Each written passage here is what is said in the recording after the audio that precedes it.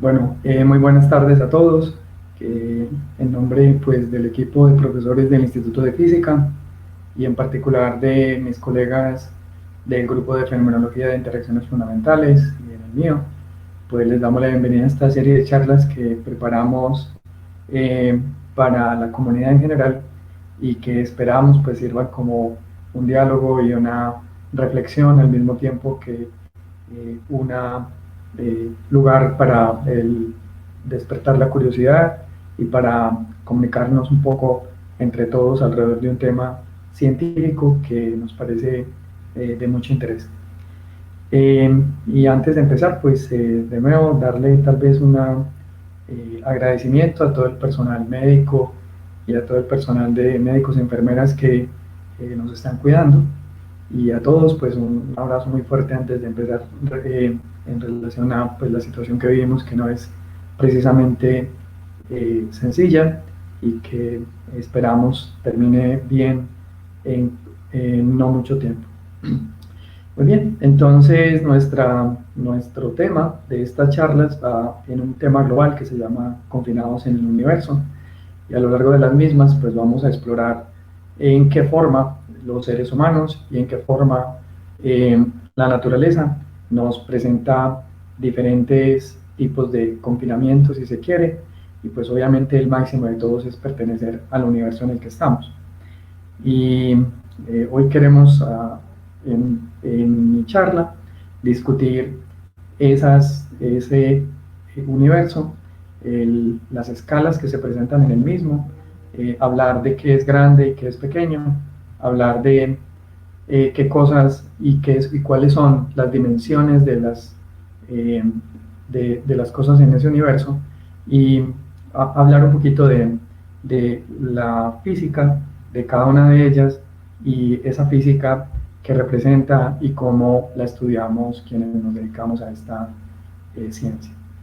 Entonces, ese es como nuestro programa. En una próxima charla, mi colega José David Ruiz va a hablar sobre estructura de la materia y más adelante habrá otros temas de mecánica cuántica y el hablar un poco de ya la estructura del núcleo y de las partículas que constituyen el núcleo atómico.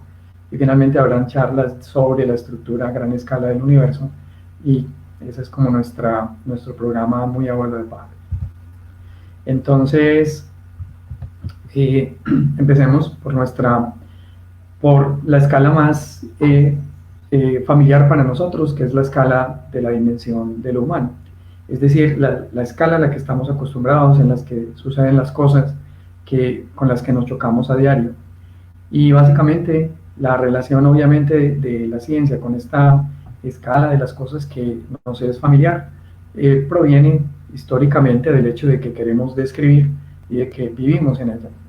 Pero aparte, no solamente vivir en ella, sino que constituye finalmente un medio de muchas cosas, un medio que nos permite, por ejemplo, el comercio, es decir, cuando se intercambian o se intercambiaban bienes antiguamente, había que, digamos, pesarlos, había que cuantificarlos, había que tasarlos, y bien fuera que se hiciera a través de un trueque, a través del intercambio de dinero, cuando ya eso se dio en el desarrollo de la humanidad, involucraba unos sistemas de medida y esos sistemas de medida también involucraban sistemas numéricos, sistemas de ponerle a las cosas, esas cantidades, una dimensión.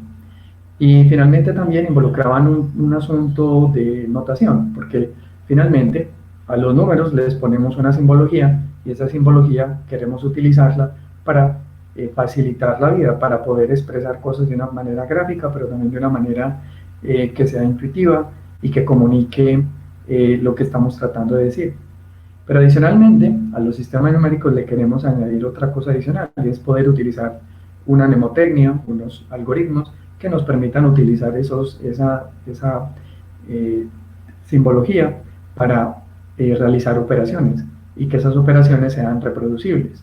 Porque bien fuera en el comercio, como dije ahora, pero bien fuera cuando una generación le transmitía a la siguiente algo de su conocimiento, o bien fuera cuando se transmitía información útil en una forma u otra, por ejemplo, relaciones de distancia, qué distancia estaban, no sé, las fuentes de alimentos, los pueblos, etcétera. o la frecuencia de las cosas, como por ejemplo las estaciones en el año, o los periodos lunares, o cualquier otro tipo de medida como ese, implicaba, por supuesto, el poderlo entregar y poder hacer cálculos con ello que fueran significativos. Entonces, finalmente, en la ciencia lo que vemos es que poder hacer esos algoritmos de esas operaciones involucra unas ciertas técnicas que la humanidad las aprendió hace muchos, muchos siglos. Y aún así, nuestro sistema de numeración romano, que todavía de vez en cuando utilizamos, eh, sí sirvió relativamente poco a eso porque no es un sistema que permita justamente hacer y reproducir las operaciones en la forma de algoritmos como si lo permiten los sistemas decimal o binario o hexadecimal como les ponía ahí, como les pongo en el ejemplo. Entonces el número 13, que en hexadecimal es una D, parecieran ser como similares, pero en realidad esa D de la derecha involucra, sí permite hacer unos algoritmos de suma, etcétera, etcétera, que lo vuelven mucho más útil que la notación romana. Entonces no estamos tratando de ser históricamente muy precisos, solamente para decir que en esas dimensiones humanas, entonces la idea es poder hacer operaciones mentales y hacerlas rápidamente. Y la otra cosa es que los seres humanos no tenemos mucha facilidad, aunque queremos pensar que sí, no tenemos mucha facilidad para imaginarnos números muy extremos, ni hacia mucho, pues hacia números muy grandes, ni hacia números muy pequeños. Y ustedes lo pueden observar simplemente cuando sucede cualquier evento en el que, por ejemplo, hay un gran número de personas reunidos, medios de comunicación muy diferentes estiman la población que estaba ahí de forma completamente distinta, y lo que para unos son miles, para otros son decenas de miles, y finalmente es bastante poco intuitivo cómo, digamos, tasar o sopesar un número simplemente a ojo. Entonces, nuestras limitaciones implican que lo humano, las cosas que están en nuestra dimensión, es, digamos, asequible en el hogar, en nuestro entorno. Generalmente tratamos de que eso que más utilizamos queden números tales que podamos imaginar y manipular rápidamente. Y para eso, finalmente también diseñamos, ya pasando un poco al asunto de la evolución de estos sistemas que eran más sociales o políticos a veces, y pasarlos a nuestro problema que viene a ser ya un problema científico, involucra decidir qué es lo que vamos a trazar y cuantificar. Entonces vamos a hablar de distancias, vamos a hablar de masas, vamos a hablar de tiempo y vamos a hablar de otra característica de la materia que es la carga eléctrica. Eso constituye un sistema que en física llamamos MKSC, y es en ese sistema que vamos a tratar de expresar casi todas las escalas de las que vamos a hablar en esta charla. Finalmente, la transición de solamente una comunicación que se hacía por razones económicas o por razones agrícolas o lo que fuera, a una transmisión, a un trabajo que ya tenía que ver con cálculos y con desarrollo de fórmulas y de leyes y temas que ya tienen una expresión matemática, involucraba la posibilidad de que las expresiones de las medidas se pudieran replicar y se pudieran grabar, se pudieran escribir o guardar en libros o guardar en algún tipo de memoria de las mismas, y que más adelante siguieran siendo útiles. Creo que a todos nos ha pasado que guardamos notas en alguna forma encriptada y después no recordamos de qué estamos hablando. Entonces, esa forma de poner y cifrar y poner nuestros símbolos de una manera que pudieran ser útiles con el tiempo ha sido muy importante en el desarrollo de la ciencia. Y valdría decir entonces que es la práctica de la ciencia, ya entrando pues en lo que nos concierne, una de las razones por las cuales, o mejor, uno de esos ámbitos en los cuales la técnica nos ha permitido ser cada vez más precisos. Hay un juego de intercambio entre las exigencias de la técnica y la tecnología y las exigencias de la comunicación científica. Como hablaremos a lo largo de esta charla, veremos que muchos experimentos, por ejemplo, sus resultados predichos con respecto a sus resultados obtenidos hacen una gran diferencia. Si un resultado difiere entre lo predicho y lo obtenido por muy poco, estamos muy confiados en que esa teoría es buena, importante y significativa. Y si no lo es, entonces sabemos que tenemos que revisar. Y para eso, entonces, tenemos y necesitamos ser cada vez más precisos y cada vez tener mayor confianza en lo que estamos midiendo. Eso implica otros procesos de calibración y de medida, es decir, una especie de medida de la medida para poder estar ciertos de que lo que estamos expresando es válido. Y finalmente, en esas medidas que las que hablaba ahora, de que hablaremos, en términos de masas, de distancias, etcétera, pues se reducen a definir unas ciertas unidades que resultan ser fundamentales. Y cada las otras unidades generalmente las adoptamos como una combinación de las primeras. Entonces, con metro y segundo definimos velocidad, y etcétera, etcétera. Entonces, el avance de la ciencia finalmente también va ampliando ese carácter de las escalas que podemos considerar o que nos parece importante considerar dentro de esta discusión. Por decir algo, si nosotros nos centramos a estudiar, por ejemplo, el radio de la Tierra y la antigüedad, ya muchos filósofos, porque era, digamos, la profesión en ese momento que hacía este tipo de cosas, pero a lo largo de los siglos no hubo un consenso de que la Tierra fuera plana siempre. Desde la antigüedad había hipótesis de que la Tierra era esférica, redonda, y había muchas pruebas alrededor del tema. Abandonando un poquito ese punto de que si la Tierra era plana, no vamos a discutir esa historia, esa parte de la historia, diríamos que estas técnicas que permiten, por ejemplo, calcular el radio de la Tierra, aquellas observaciones que permitían establecer que efectivamente era esférica, nos significaban salirnos de la escala de la dimensión humana. En realidad eso viene de cada mapa. Si uno observa los mapas en la antigüedad, pues finalmente encuentra que tienen que describir grandes cantidades de tierra. Esas grandes cantidades de tierra ya no son de la dimensión de nuestro espacio alrededor de nosotros, ya vienen a ser de las dimensiones de un país y demás. Pero puse el ejemplo del radio de la Tierra porque es muy interesante y ya significa una escala que es planetaria. Y como decía, desde la antigüedad había aproximaciones bastante buenas del radio de la Tierra. Y ese radio de la Tierra, que lo podemos hacer incluso con observaciones propias, nos da el orden de 6.371 kilómetros. Esos 6.400 kilómetros, redondeando un poquito, o 6.400.000 metros, son ya un número significativamente grande y que se sale de la dimensión de lo que nos queda cerca. Y lo que queremos decir con ese número tan grande es que el planeta ciertamente no es el planeta más grande del sistema solar, es un planeta relativamente pequeño, y aún así en nosotros es difícil imaginar realmente ese número y es difícil incluso experimentarlo. Y por lo tanto, en muchas ocasiones ya en ciencia nos referimos a esos números, pero en realidad hay una dificultad muy grande en tratar de valorar o tratar de intuir qué significan de una forma exacta. Entonces, el problema se va complicando a medida que incluimos o que consideramos descubrimientos científicos que se van incorporando a nuestra tarea. Y este salto que di, que viene de ciencia que se hacía hasta el siglo XVIII tranquilamente, XVII, perdón, nos lleva al siguiente gran salto en esta discusión, que tiene que ver con las leyes de Newton, tanto las leyes de movimiento como la ley de la gravitación universal. Y tiene que ver con eso porque en esa ley, que aparecen esas dos leyes principalmente, cuyas dos fórmulas aparecen en la transparencia, de que la fuerza es masa por aceleración, una cosa que hemos hablado muchas veces en el colegio, que vemos que se presenta de múltiples formas en medios de comunicación, y la de la derecha, que solemos a veces casi grabarnos que de memoria, como el producto de las masas, el inverso de la distancia al cuadrado, etc.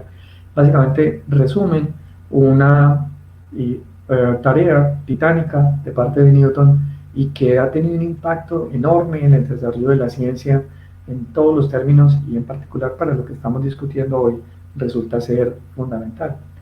Y una de las razones por las que resulta ser fundamental es que esa ley de la gravitación unida a la ley de movimiento son finalmente las que determinan cuál es la mecánica, por ejemplo, del sistema Tierra-Luna, cuál es la mecánica del sistema Tierra-Sol, cuál es la mecánica del sistema solar. y en muy buena parte la mecánica de cosas muy grandes, como veremos en un minuto. Y finalmente, pues esto entró, digamos, a explicar cosas que se observaban en los cielos, y esas medidas que involucraban obviamente también periodos de tiempo muy largos. Hay planetas que tienen órbitas y su periodicidad son muchos años. Eso básicamente nos da a entender que las escalas se empezaban a salir del ámbito de lo humano, como decía ahora. Entonces, por decir algo, el sistema Tierra-Luna nos da una idea de las escalas de nuestro planeta. La distancia Tierra-Luna, que es del orden de 385.000 kilómetros, es bastante, es un número enorme, es un número gigantesco. Y para ponerlo en metros, que es una cosa que nos queda, como decir, casi del orden de un paso nuestro, tendríamos que expresarlo en números muy grandes. Habría que multiplicar por 1000 ese 385.000, que harían 385 millones. Y expresar eso y tratar de imaginarlo, como se vuelve bastante difícil, entonces en física y en general en ciencias utilizamos mucho mejor unas escalas de 10 que nos dan un resumen de aquello que en números muy grandes simplemente es muy difícil incluso de leer. Y esas escalas de 10 pues están muy diseminadas por todo el ámbito científico, y las usamos para poder discutir y poder comparar, que es una de las cosas más importantes en ciencia. Pero aparte de comparar, también estimar, también poder cuantificar, a veces incluso sin la necesidad de ser demasiado precisos, solo saber qué orden de magnitud, saber cuántas potencias de 10 tiene una cantidad, puede ser muy importante para estudiar un problema. Entonces, la distancia Tierra-Luna, que era conocida desde la antigüedad usando paralaje, por ejemplo, es decir, los ángulos que forman rayos que se reflejan en la Luna y llegan a la Tierra, etc., nos daban una idea de su distancia.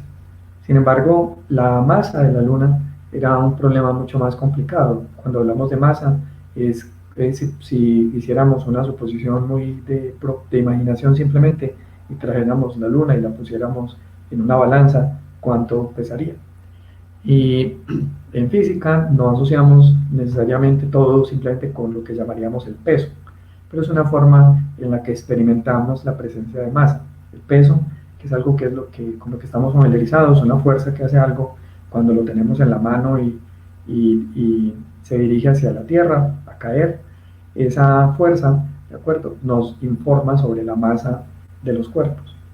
Y ya obviamente saliéndonos de ese ámbito, repito, humano, vemos que la masa de la Luna es una cosa más complicada de calcular, y hubo que esperar hasta finales del siglo XVIII para que Cavendish, utilizando balanzas de torsión, utilizando los equipos que utilizó para darle unos valores a la constante que estaba en la ley de Newton que vimos hace un momento, de ley de la gravitación, pudiera hacer un cálculo y una estimación del sistema de la masa de la Luna y la masa de la Tierra.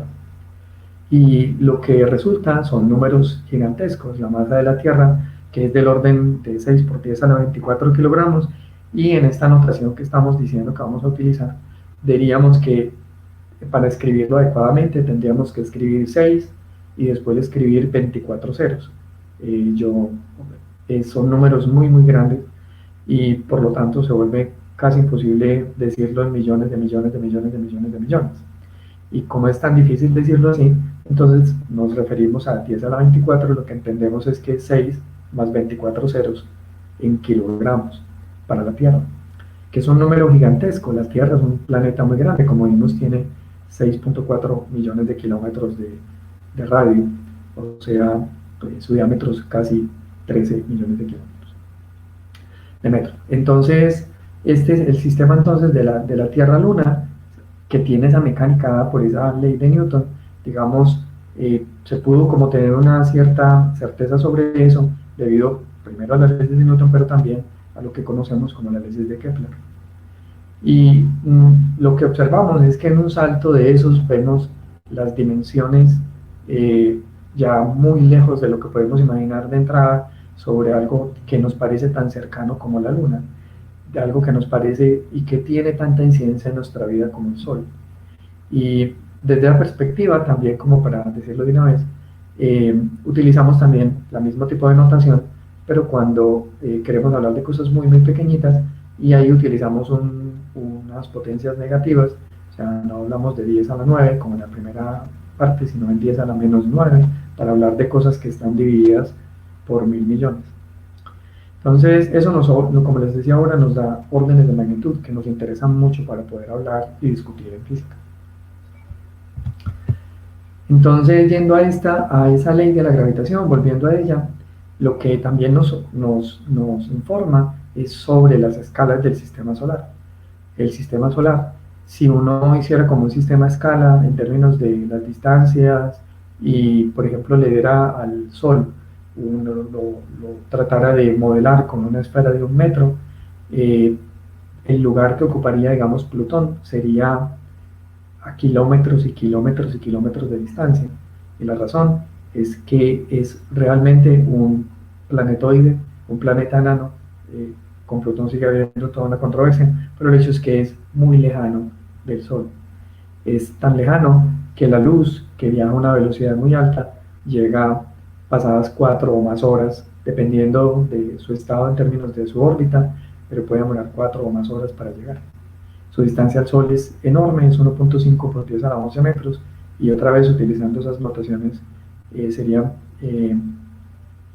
no, perdón, estaba hablando de esa distancia al Sol que me refiero ahí, es la Tierra, a eso lo llamamos una unidad astronómica. Plutón es un planeta entonces mucho más exterior, y la luz le llega, perdón, la radiación del Sol le llega muy disminuida, la luz también, pero lo que recibe del Sol es muy poco en términos de radiación, en términos de lo que pueda transformar eso en energía, de lo que lo pueda calentar, digamos, y en razón de eso tiene una temperatura extremadamente baja, menos 220 grados. Yo creo que cometí un error en algún lado con la distancia de Plutón. Pero el hecho es que es un sistema que es muy, muy lejano, y pues para que un rayo de luz se demore más de 4 horas viajando, debe estar a mucha, mucha distancia. Y básicamente lo otro que quería decir acá es esta temperatura de 220 grados bajo cero. Lo que vemos y observamos en física, para también hacer una noción de lo que podemos medir acá, es que utilizamos, ya no dejamos de utilizar grados centígrados, normalmente utilizamos grados Kelvin por una razón, que es una ley física que tiene que ver con la contracción de los cuerpos a medida que se enfrían. Y básicamente, pero entre la temperatura en grados Kelvin y la temperatura en grados centígrados hay una diferencia que no es muy grande, entonces voy a seguirme refiriendo a ella en grados centígrados cuando me refiera.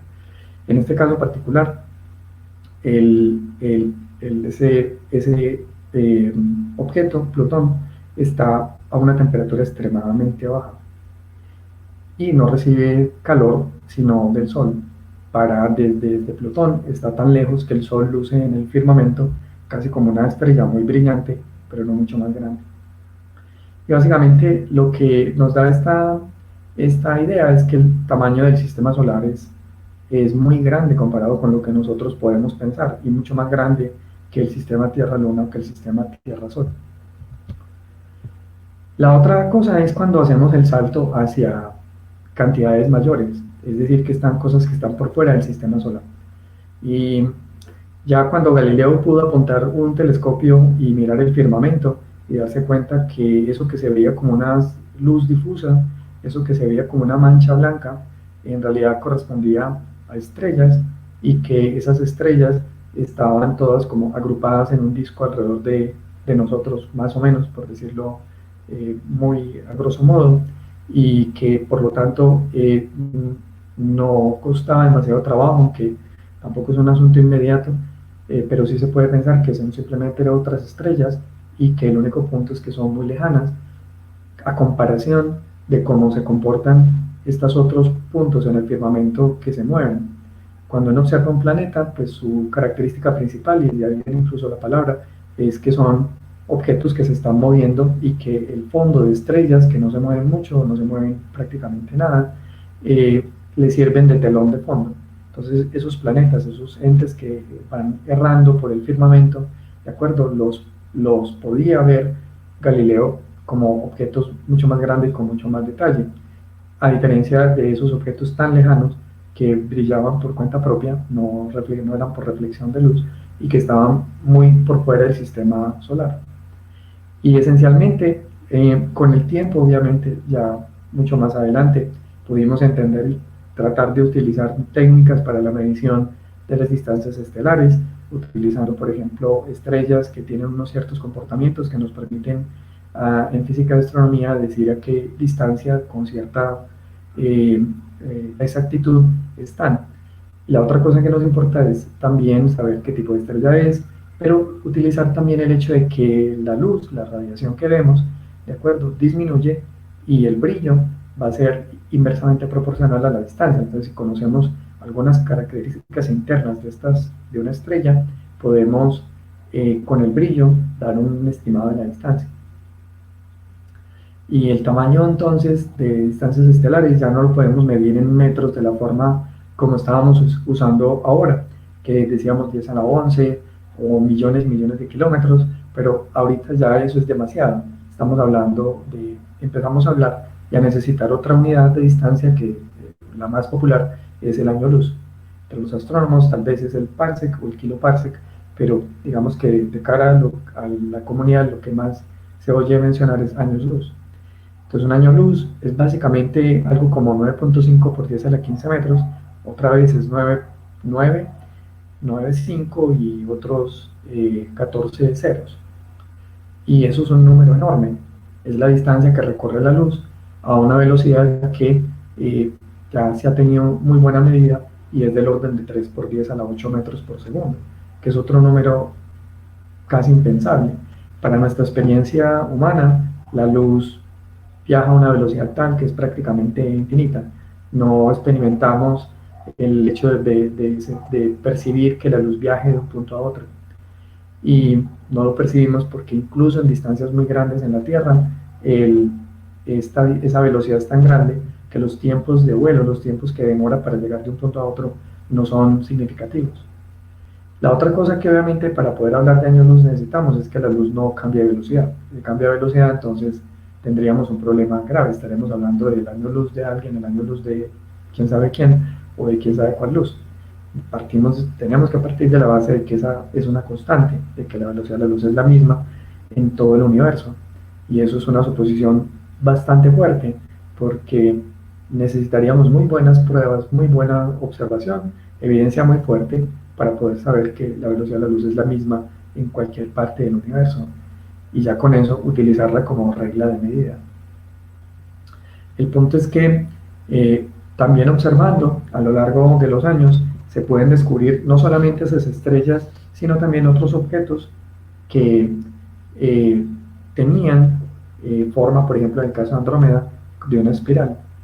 Y también por otras diferentes técnicas ya sabemos que básicamente corresponde a una galaxia que es vecina de la Vía Láctea que ocupamos y que esa galaxia está a 2.5 millones de años luz y esa es una de las cercanas. Eso nos da otra idea porque ese es 2.5 millones, si ustedes lo multiplicaran por 9.5 por 10 a la 15 nos da del orden de 10 a la 21 metros, o sea, 1 seguido de 21 ceros en términos de metros. Es una distancia incalculable si uno la quiere pensar, si uno la quiere imaginar, solamente tratando de que le quepa en la cabeza. Y como digo, estaríamos describiendo solamente unos objetos que están muy cercanos.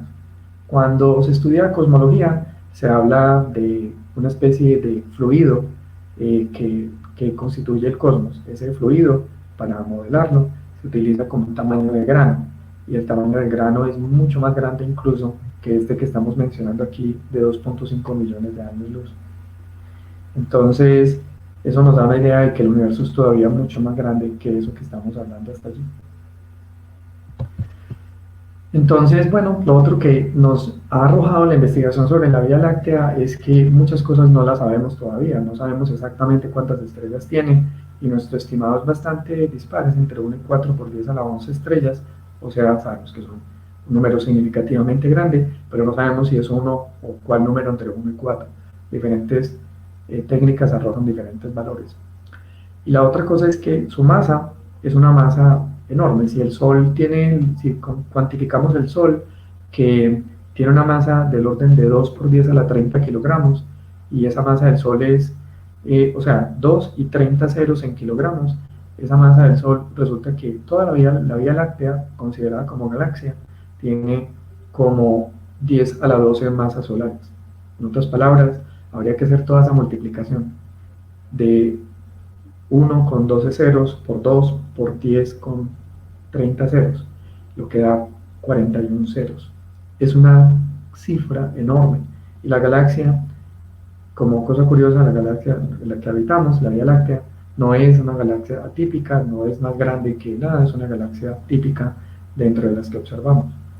Pero lo que hemos podido medir es que se demora unos 240 millones de años en dar un giro, y pareciera muy lenta, pero como es tan grande, es una velocidad enorme. Es una de las razones por las cuales tenemos una noción de que debe existir materia oscura, porque está girando tan rápidamente para su tamaño que las estrellas se saldrían despedidas por básicamente una fuerza centrípeta si no hubiera otra materia que las mantuviera en sus órbitas. Y es una de las razones por las que pensamos que debe haber materia oscura.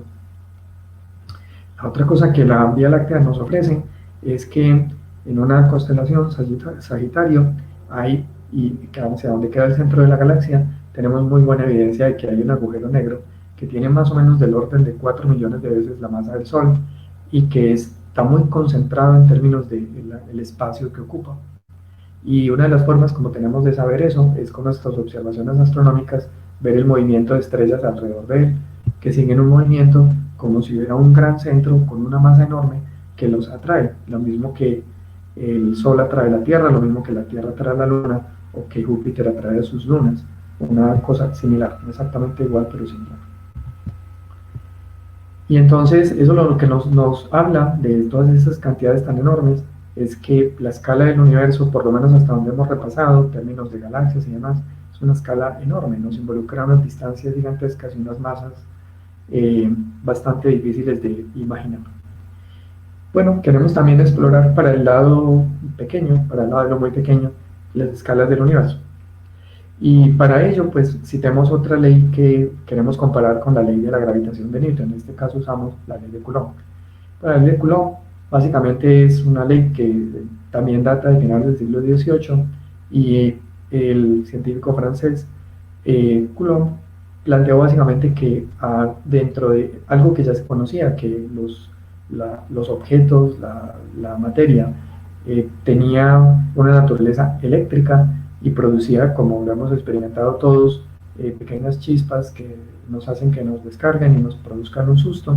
Esas pequeñas chispas que nos pasan incluso personalmente tienen un origen eléctrico. Y todos hemos, quizá, bueno, tal vez no todos, pero podemos hacer ese experimento de la figura, un peine al que hemos utilizado en el cabello, atrayendo pequeñas partículas de papel o de cualquier otra cosa. Y lo que observamos es que levantamos con un solo peine que pesa unos pocos gramos, levantamos partículas que todo el planeta no logra mantener atraídas hacia sí.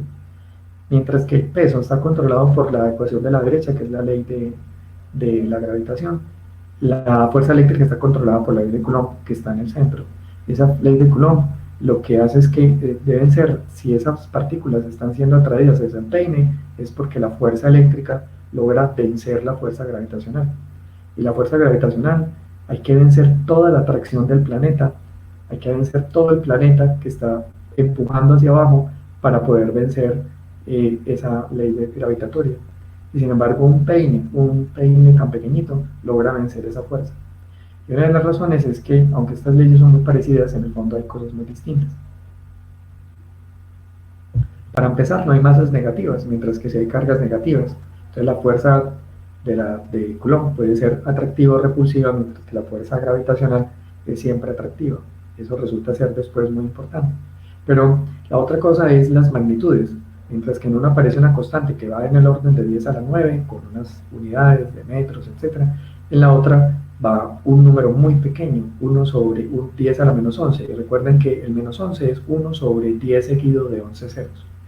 Entonces, eso hace que la magnitud de la fuerza gravitacional sea en el fondo muy pequeña comparada con la fuerza eléctrica. De hecho, es tan pequeñita que si pusiéramos dos electrones a competir entre sí y pudiéramos decir, supongamos que queremos mirar cuál es la fuerza, porque como tienen masa, se atraen gravitacionalmente, y como tienen carga eléctrica, también se atraen o se repelen eléctricamente. Y la comparación de esas dos fuerzas es una cosa descomunal. La fuerza eléctrica es cientos de millones de veces más grande que la fuerza gravitacional. La razón por la que no juega un papel más importante es porque, por ejemplo, a nivel planetario, a nivel del sistema solar, etc., es porque los cuerpos son eléctricamente neutros. Hay tantas cargas positivas como negativas.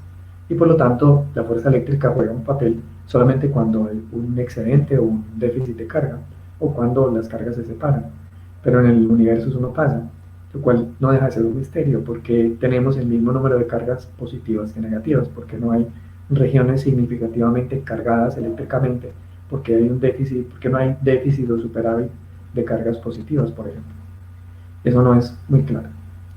La otra cosa es que esa interacción eléctrica entonces es una interacción mucho más fuerte, pero solo opera con aquellas cosas que tienen una carga eléctrica en excedente, mientras que la fuerza eléctrica opera sobre todo, cualquier cosa siente la carga gravitacional, la fuerza gravitacional. Eh, esa ley de Coulomb es un inicio de todo un desarrollo de una teoría, la teoría electromagnética, que termina con las leyes de Maxwell, que precisan justamente que hay una radiación que tiene una velocidad de 3 por 10 a la 8 metros sobre segundo y que identificamos con la luz o con muchos tipos de radiación, la radiación ultravioleta, las ondas de radio, los rayos X y muchas otras. Entonces, esos portadores de carga, que son muy comunes, los más comunes son los electrones. Y esos electrones, estamos hablando ya de lo muy pequeño, fueron estudiados desde finales del siglo XVIII, pero digamos los mayores avances se produjeron a finales del siglo XIX y tuvieron que ver con la medida de sus características. Y esas medidas de sus características también arrojan números que nos parecen salidos de la imaginación. Porque si miramos bien, la masa del electrón es del orden de 9.1 por 10 a la menos 31 kilogramos, que es como 0.00, y tenemos que poner 31 decimales antes de poner el 9. Bueno, el 9 ocupa el decimal 31, lo cual es un número tremendamente pequeño, es una masa tremendamente pequeña, es una masa muy, muy diminuta y tiene varias características. Si recuerdan, por allá usábamos la ley de Newton, que la fuerza es igual a masa por aceleración. Si la masa es muy pequeñita, una fuerza muy grande va a producir una aceleración muy grande. Y eso implica que los electrones son muy fáciles de mover y por lo tanto son muy fáciles de acelerar, son muy fáciles de arrancar, son fáciles de hacer muchas cosas con ellos. Arrancar es una palabra que tal vez no esté bien usada ahí, pero son muy fáciles de en general mover. Y la otra cosa que se observa sobre ellos es que tiene una característica única que llamamos carga eléctrica justamente, y que se mide en Coulomb en honor a Charles Coulomb. Y es pequeñita, del orden de 1.6 por 10 a la menos 16 Coulomb.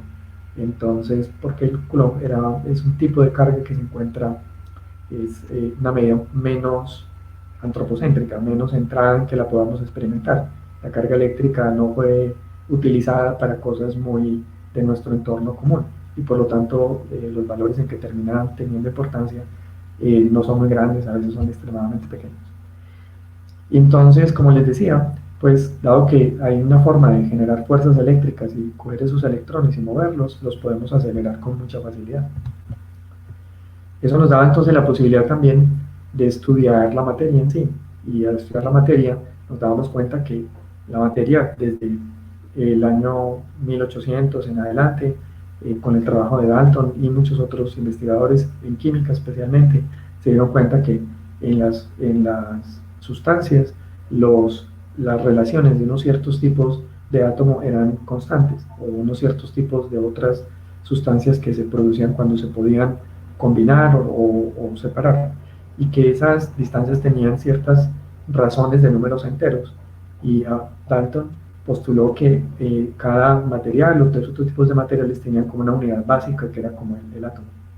Y a partir de ahí el estudio del átomo se volvió algo muy importante y vamos a hacer un salto grande, vamos a pensar en experimentos posteriores, ya a finales del siglo XVIII, o sea, principios ya hacia el siglo XIX, más bien que ¿Qué otra cosa? Siglo XIX, finales del siglo XIX, principios del XX, se descubrieron muchas otras cosas que son fundamentales para el estudio de los átomos. Una cosa que se puede calcular es, por ejemplo, tomar un cristal de sal de cocina. Un cristal de sal de cocina tiene unas ciertas dimensiones y conocemos el, el, eh, las podemos medir y podemos conocer su peso y densidad. Y utilizando este número que todos o muchos hemos visto desde el colegio, el número de Avogadro, calcular como las distancias interatómicas dada esa estructura cristalina que hay en ese cristal de sal.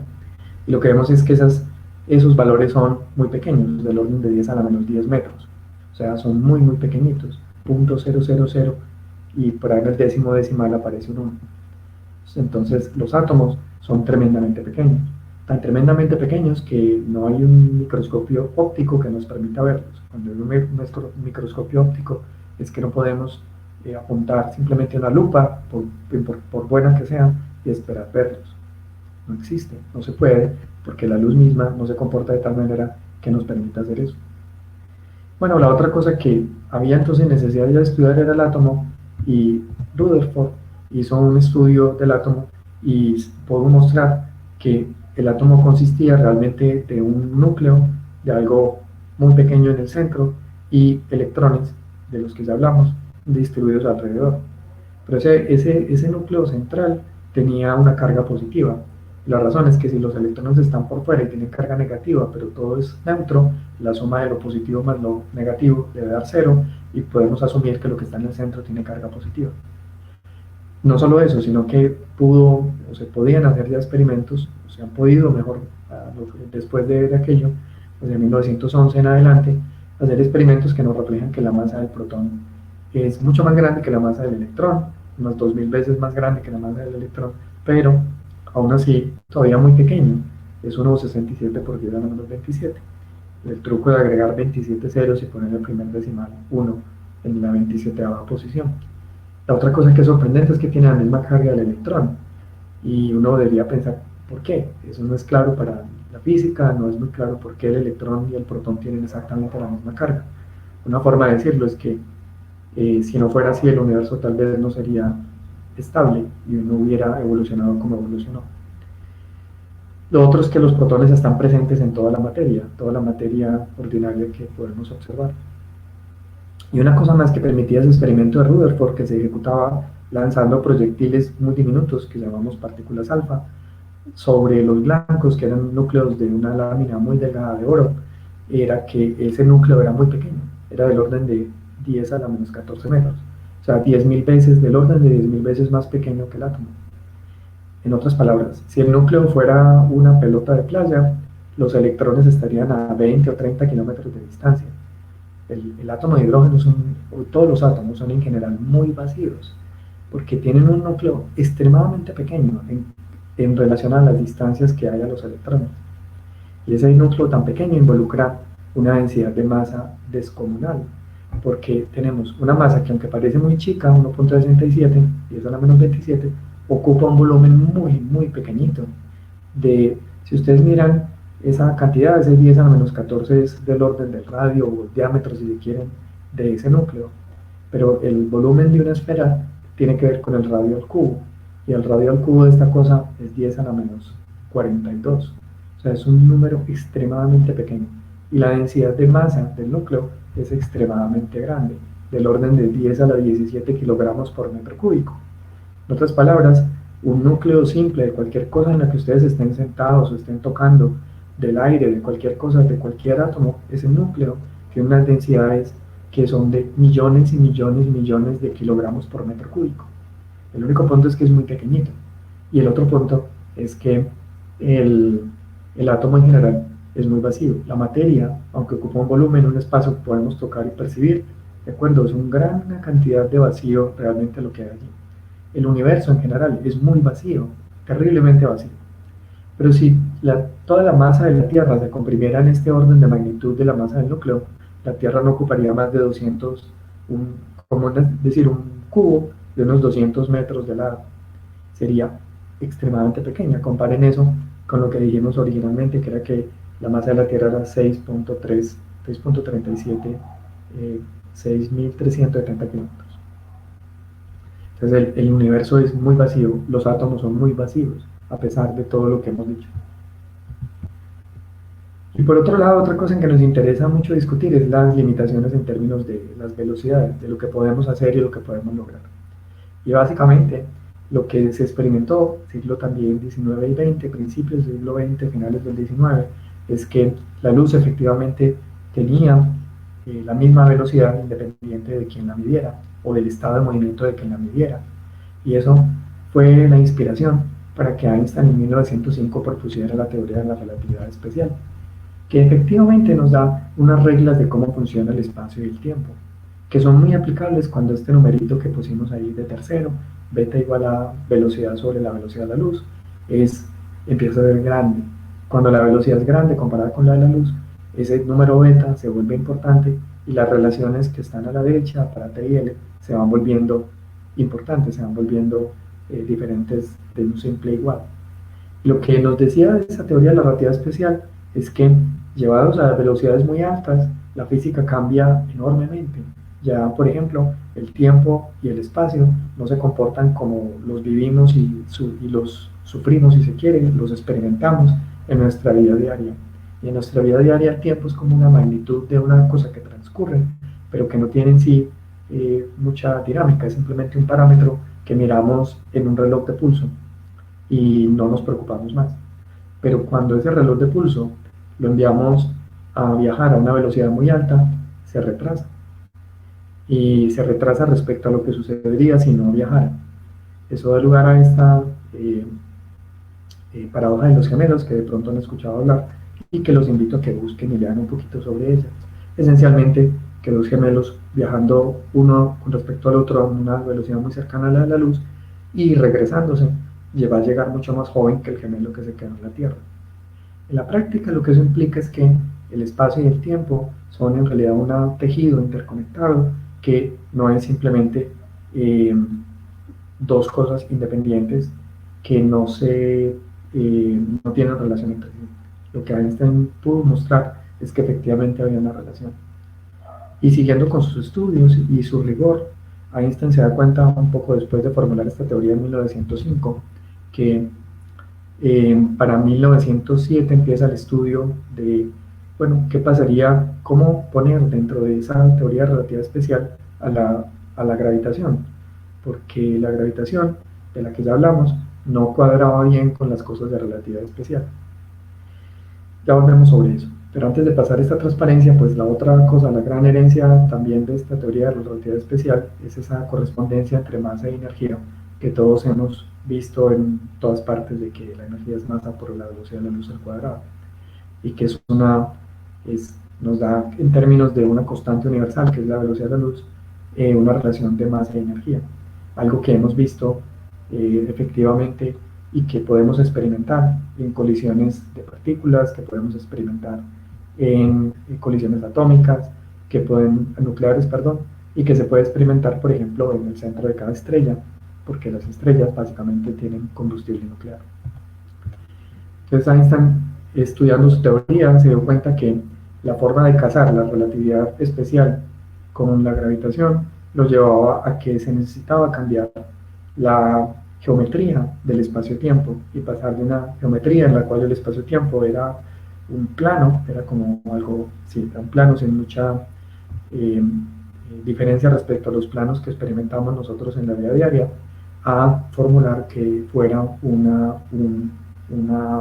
algo curvo. Y esa curvatura estaba dada por la masa. Y todos hemos visto estas figuritas en las cuales mostramos algo masivo, como un planeta en este caso, doblando el espacio-tiempo. Solo que esa figura es un poco, hay que tener cuidado con ella, porque no es que algo se doble como aparece en la figura, sino simplemente es para decir que queremos graficar como en 3 dimensiones algo que es en 2 realmente. Pero el hecho es que sí nos muestra la distorsión del espacio-tiempo producida por las masas. Y ese aporte y esas ecuaciones que no estamos escribiendo son complicadas de resolver, etc. El hecho es que sí nos permitieron acometer el estudio de otra cosa mucho más grande, el universo. Y para ello nos hemos topado con sorpresas gigantescas. Por ejemplo, o sea, hacia 1970 o en esos años 70 no era muy claro que la solución que se encontraba en las soluciones de relatividad general y que tenían que ver con agujeros negros fueran reales. Y la razón es que parecen objetos sacados de este mundo. En realidad son sacados de este mundo. Están en una singularidad, son como un hueco en ese tejido que llamamos espacio-tiempo. Hay una especie de, hay un hueco y ahí, eso, por eso lo llamamos agujero, queda metida una gran cantidad de masa. Para que nos hagamos a una idea, en 2017 se hizo toma esta foto del agujero negro que queda en el centro de la galaxia M87. Es un agujero negro gigantesco, son 6.500 millones de masas solares, es decir, como 6.500 millones de soles concentrados en una región relativamente pequeña.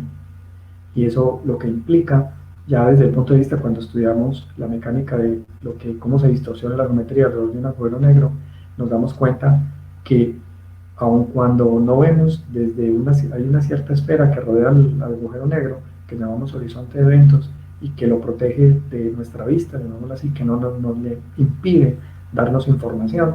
Ese tejido, esa esfera, que no nos lo deja ver, sí no impediría que se atravesara, se puede atravesar, y no impide que la masa caiga y que otras cosas caigan al agujero negro. Eso lo ve muy interesante. Pero otro es que una vez una cosa empieza a caer al agujero negro, absolutamente nada la puede detener, lo cual implica que todo va a terminar en una región tan pequeña, tan pequeña, tan pequeña, como 10 a la menos 35 metros, que es hasta donde podemos especular alguna cosa, porque ya por debajo de esas dimensiones, en física no tenemos mucho que decir en este momento. Y ese sería el ingrediente que nos queda faltando en todo esto, que es la gravedad cuántica, sobre la que no sabemos con certeza mucho.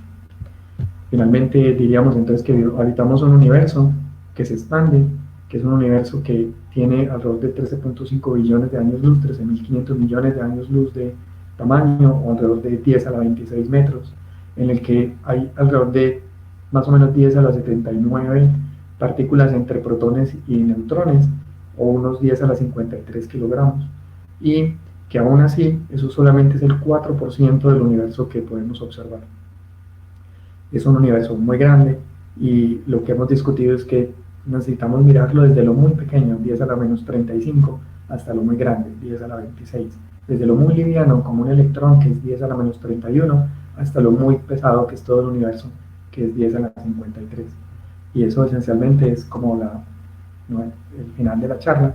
Les dejo simplemente un par de comentarios de un par de textos que pueden buscar, un video en YouTube que se llama Sobre la escala del universo, un libro de Rovelli que se llama 7 lecciones breves de física, es un libro divulgativo muy bien escrito, y un libro que se llama ¿Por qué hay algo en lugar de nada? Es porque hay materia en lugar de nada, o por antimateria, y que escribió un filósofo que se llama Lawrence Krauss, no recuerdo el nombre, pero bueno, el apellido sí es Krauss. Entonces, voy a dejar ahí, eso da espacio para unas cuantas preguntas, y pues mi colega José David, que está con nosotros, va a leer alguna para ver si podemos contestar un par mientras antes de terminar. Bueno, pues por el momento en realidad hay una pregunta aquí en los comentarios de Facebook. La primera que se hizo fue, la voy a leer tal cual, pregunta para los docentes: ¿qué es lo que sigue? ¿Cuáles son los retos para las nuevas generaciones con todo este contexto de hace tantos años? ¿Cuándo vamos a actuar y a cohesionar a las nuevas generaciones proactivas? Bueno, entendería qué es lo que sigue en términos del desarrollo de todo este bagaje que hemos discutido. Pues realmente la física está muy lejos de poder decir que tiene una explicación para todo lo que se ve. Como les decía, por ejemplo, no sabemos sobre la materia oscura, realmente no sabemos, hay cosas que sabemos, pero falta muchísimo por averiguar. No sabemos nada sobre la energía oscura, o sea que nos falta una gran cantidad de cosas por averiguar sobre el universo. Y en perspectiva, pues cualquier y tantas otras cosas que nos quedan por saber de prácticamente todo lo que observamos. Es muy difícil encontrar un área de la física que digamos, no, esta área ya está cerrada porque ya sabemos lo que había que saber. Eso realmente no pasa. Entonces siempre hay un desarrollo por hacer. Pero yo creo que la gran tarea de todos como comunidad es a llegar conocimiento científico, mejorar nuestra forma de razonar, nuestra forma de utilizar la información científica, aun si no vamos a actuar en ciencia, pero a llegar conocimiento y razonamiento y técnicas para pensar científicamente que nos permitan afrontar como el que vivimos de una manera racional y de una manera buena, tanto para nosotros como para la familia, como para el país, como para todo el mundo. Y estamos convencidos de que eso se logra mucho mejor de la mano de la ciencia que de la mano de la especulación o de las mentiras o de las falsedades o de cualquier otra cosa. En términos de comentarios, hay un comentario pues acerca sobre lo que mencionaste de la existencia de la materia oscura, pues, y hablando pues en realidad pues sobre ese mismo hecho, ¿no? Sobre la cuestión esta de la velocidad de los cuerpos que pues que orbitan una galaxia, ¿no? Bueno, y por aquí pues también hay agradecimientos alrededor de pues de la charla que acabas de dar vos, Nelson. Y bueno, por el momento Okay. no veo como más comentarios o preguntas. A ver, no, mentiras, por aquí hay una pregunta. ¿Qué predicciones tiene la teoría de cuerdas sobre los límites del espacio-tiempo? Bueno, el punto de la teoría de cuerdas es que primero es una tremenda teoría matemáticamente, pero pues no tenemos una predicción sobre fenómenos que se puedan observar, medir o que digamos sean aterrizados al universo que estamos viviendo, llamémoslo así. Y por ahora todos los resultados de la teoría de cuerdas son resultados muy matemáticos y muy especulativos en ese sentido y no nos dan medidas que podamos llevar a verificación o observación de una forma o de la otra. Y por lo tanto, bueno, una de las razones para la que eso pasa es porque justamente quizá se mueva en el ámbito de escalas muy pequeñas que no conozcamos y que no podamos llegar a ellas y no las podamos proponer experimentos sobre ellas y no podamos, por lo tanto, mejorar la teoría con base en experimentos o con base en observaciones. Entonces, en ese sentido, no hay todavía unas predicciones que nos digan si esto va a funcionar o debería funcionar de esta manera y que estemos convencidos de que así esté o de que haya un consenso y de que así va a ser. Y la razón es esa, es una teoría que todavía es muy matemáticamente muy linda, pero no tenemos predicciones experimentales, observaciones que respalden algunas de sus aseveraciones o que empujen en alguna dirección específica para poderla terminar de desarrollar o desarrollar mejor. Bien, por aquí otra preguntita. ¿Los agujeros negros tienen diferente densidad entre ellos? Realmente no, lo que hablaba yo es que los agujeros negros están separados de nosotros como por una especie de membrana permeable, o sea, se puede entrar pero no se puede salir. Esa semipermeable sería la palabra. Y podemos, digamos, llegar a ellos pero no podemos volver a salir. Eso lo que implica es que no tenemos información de lo que pasa por debajo de esa membrana. El lugar que esa membrana ocupa, que llamamos el horizonte de eventos, depende de características que tiene el agujero negro. Entonces, agujeros negros muy masivos pueden tener esa membrana ser muy lejana o ocupar un volumen, digamos, desde nuestra perspectiva, que es relativamente grande. Pareciera entonces que tienen una densidad desde nuestra perspectiva más grande de la que es. Pero en realidad estamos ya bastante convencidos de que una vez la masa cruza ese horizonte de eventos, cae inexorablemente a una singularidad, que es en realidad un punto. Entonces, en ese sentido, un punto matemático no tiene en ese sentido volumen, no tendría en ese sentido estructura, no tendría radio.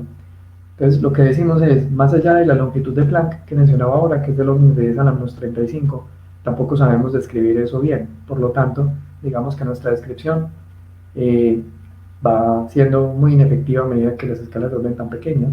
Y por lo tanto, sí, hay diferentes masas y si renunciamos a saber por debajo de una cierta escala, entonces hay unos mucho más masivos que otros, teniendo esa, como dije, como esa especie de renuncia a saber de ellos a una cierta escala. Yo no llamaría eso densidad, simplemente es la masa asociada con esa singularidad. Otra preguntita que me llegó por otro medio, diferente a Facebook, pero que me parece interesante de todas formas. ¿Se podría decir que la humanidad es ignorante en lo infinitamente pequeño y en lo infinitamente grande? Es un buen resumen, sí. Todavía nos falta mucho para saber de lo muy, muy pequeño y de lo muy, muy grande. Todavía nos falta mucha información y cada día que pasa se trata de aprender más y de censar mejor y de aprender más. Es un resumen que parece muy razonable.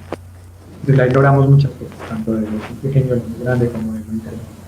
No reclamamos saber un porcentaje muy significativo. Más preguntas están llegando. ¿Qué avances hay actualmente respecto a la teoría cuántica de la gravitación? Respecto a qué, perdón, José. La teoría cuántica de la gravitación. Pues hay, digamos, teorías que se han elaborado. El mismo Rovelli, que está puesto aquí sobre la transparencia que quedó pues como presentada allí. Eh, es un, Él es un cosmólogo, pero un físico teórico que trabaja en un tipo de teoría que se llama Quantum Loop Gravity y que pues es un candidato interesante para describir la gravedad cuántica.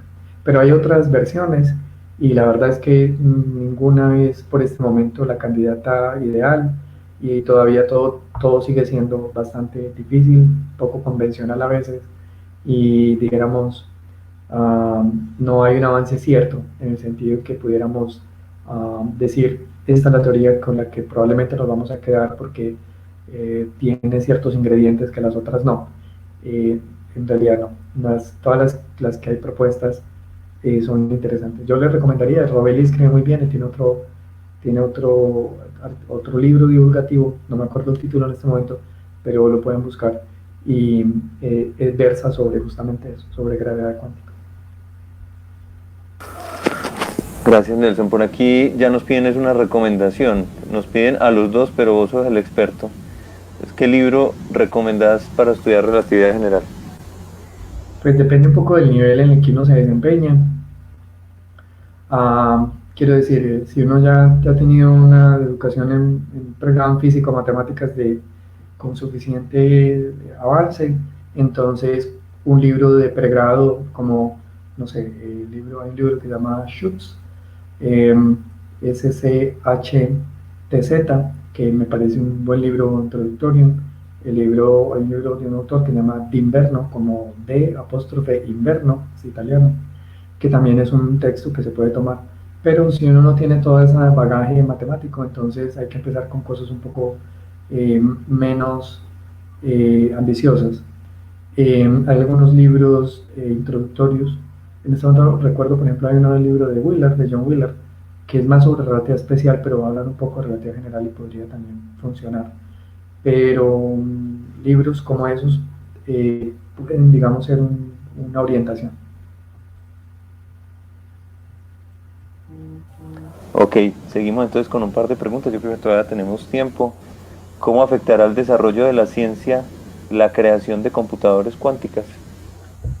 Pues digamos que esa es una excelente pregunta. La verdad es que una de las cosas que podríamos intentar lograr es precisamente poder modelar sistemas que un computador clásico puede tener muchas limitaciones para modelar. Y un sistema cuántico por naturaleza debería ser modelable mucho mejor por un computador cuántico que por un computador clásico.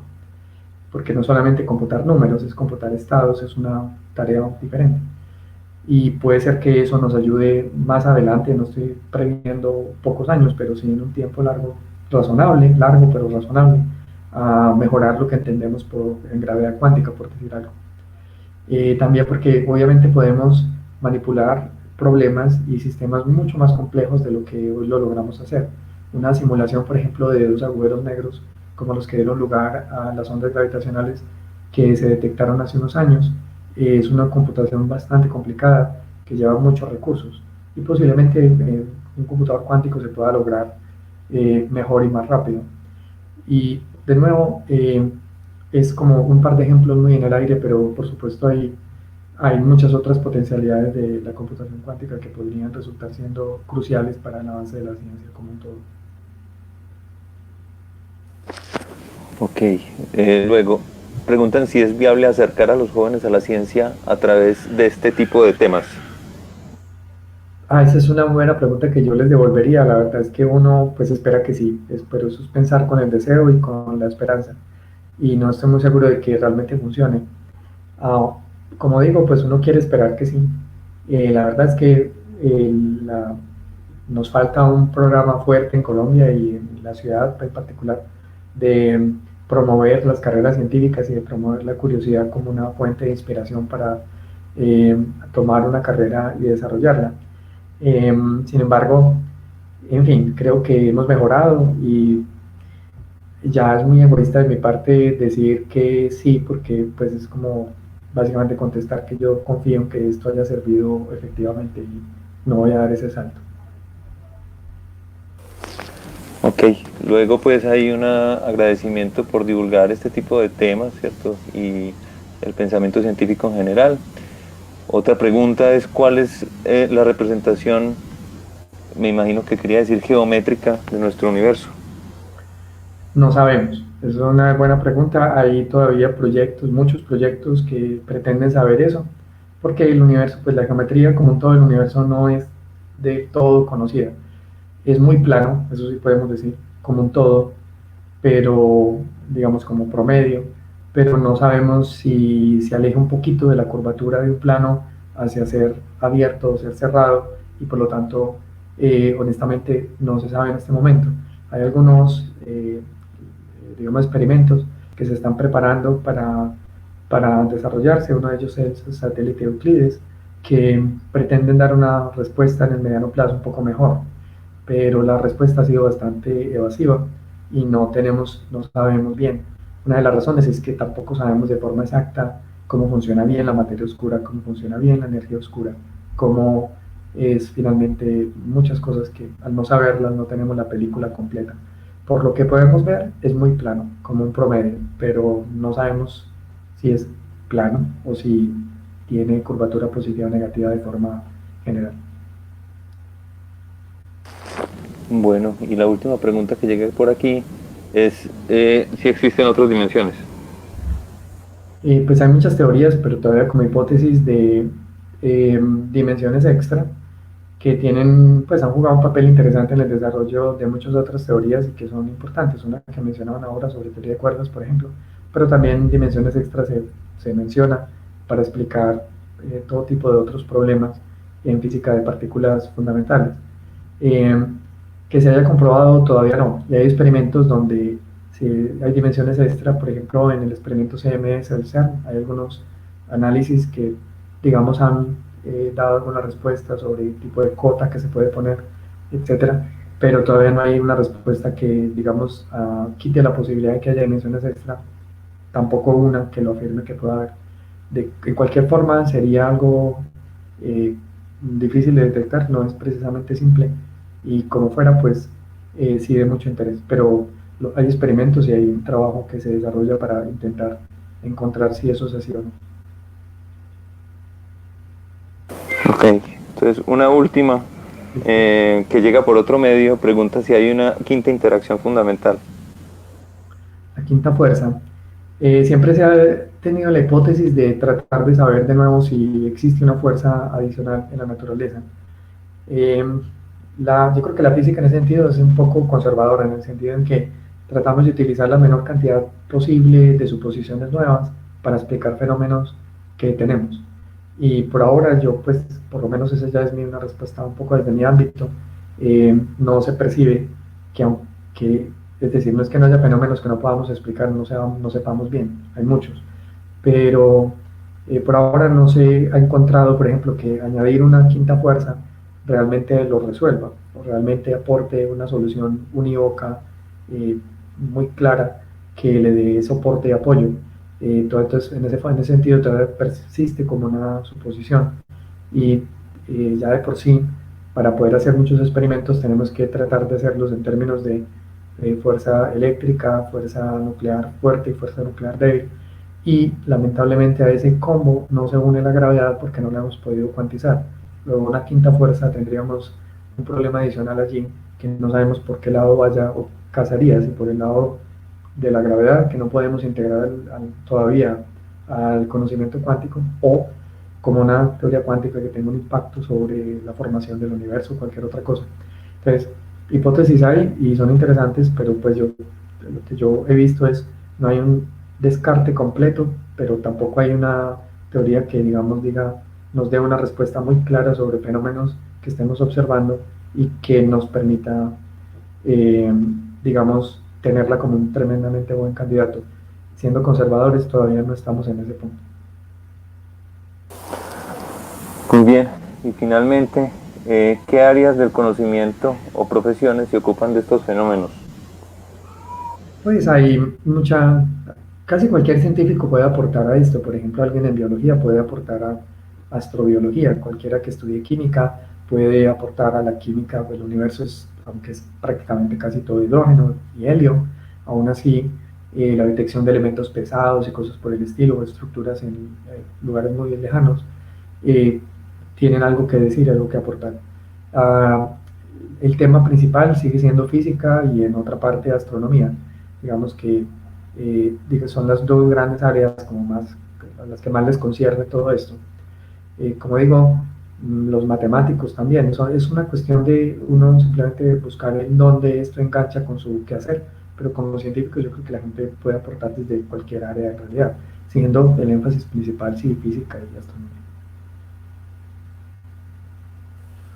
Muchas gracias, Nelson. Esos son todos los comentarios y preguntas que hay hasta este momento en Facebook. Listo, José, muchas gracias. Entonces, pues en nombre de todos y de la Universidad de Antioquia, pues muchas gracias a quienes con paciencia nos escucharon. Y pues de nuevo, un saludo muy caluroso al personal de salud y a todos, pues los esperamos dentro de 8 días en la siguiente charla que será a cargo de mi colega José Arroz. Hasta luego.